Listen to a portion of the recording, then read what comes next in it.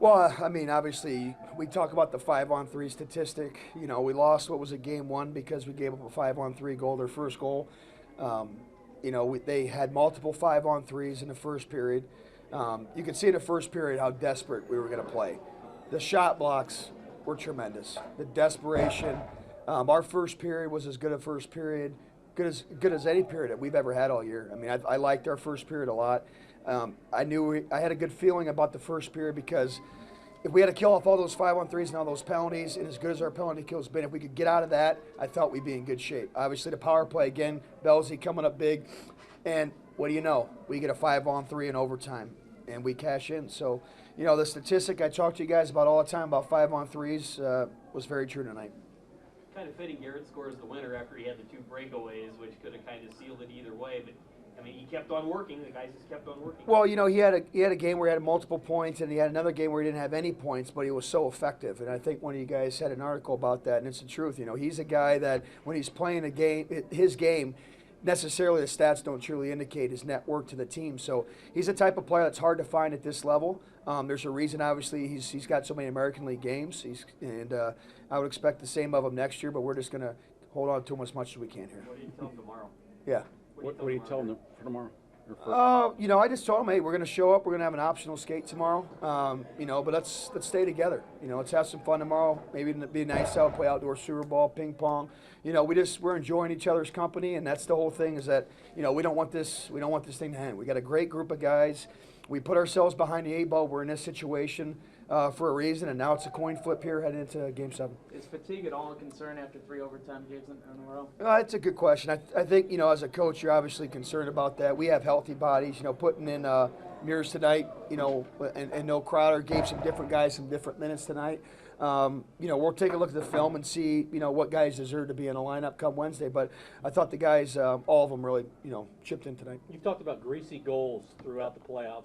Do you feel like that'll be another big focus heading into practice tomorrow, the optional skate tomorrow? Well, we've been working on, you know, we had to practice, you know, to get ready, and that's something, you know, even on our morning skate we try to work on. But again, you know, as much as we're trying to do that, you're still facing an elite goaltender on the other side that's playing some really good hockey. So, you know, we'll look for maybe some opportunities on video to maybe show where we could be a little bit better there. But overall tonight, we were a lot sharper, and you know, giving up 5 goals the other night was unacceptable. And we want to come out with a really good defensive effort, and we had that.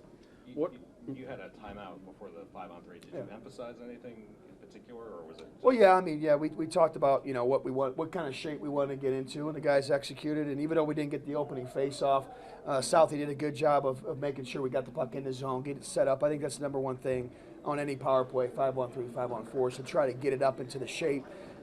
We didn't get the draw, unfortunately, but we were able to get in there and start doing our thing, and the guys cashed in. How are Game 7s different from a regular playoff game? Again, we've been behind in this series the whole time, so it's literally the urgency has been palpable every game. So, I mean, for us, it's really no different than when we've been playing. I think, you know, it's a little bit different, I think, if you ask the other locker room. I mean, we've been playing from behind practically the whole series. So, you know, we're back to square one here, and, you know, I'm excited. I feel that our game was really good tonight. If we can carry that over, I think we'll be in good shape. You've kind of had a lot of Game 7s, more or less, and you've been good in this building in elimination games. The guys know that? You know how this league is. I mean, I don't know how many guys did we have in this, you know, last year, you know, all this stuff. I just think you just have to make sure the guys, you know, are prepared and ready to battle and do whatever it takes. And again, in the first period, I thought that's where truly our colors shine. I mean, there's 2 or 3 5-on-3s, I believe. I mean, there was 2, and they were pretty extended. So, like 7 minutes. And Nags again, you know, whenever we needed a save tonight, he gave it to us. The one goal they had was a greasy goal off the side of the net. He didn't really have a chance, and you know, it was the one really bad shift we had in D zone. They cashed in. It just goes to show you again, they don't need much over there. So. It's a good series, you know. Both, you know, staffs and teams respect one another. It's going to be a good game. You can't control what is called. I mean, I know you want the guys to be disciplined, stay out of the box, but why has the PK been so effective lately?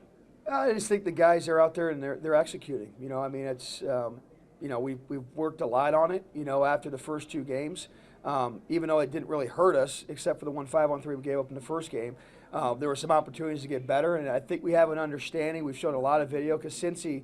I don't know if you guys know this, but since he had the best power play percentage of any team on us during the regular season, we know exactly, you know, what they're trying to do and who their guys are. And we're very aware, and I'm sure the guys are sick of seeing video on it.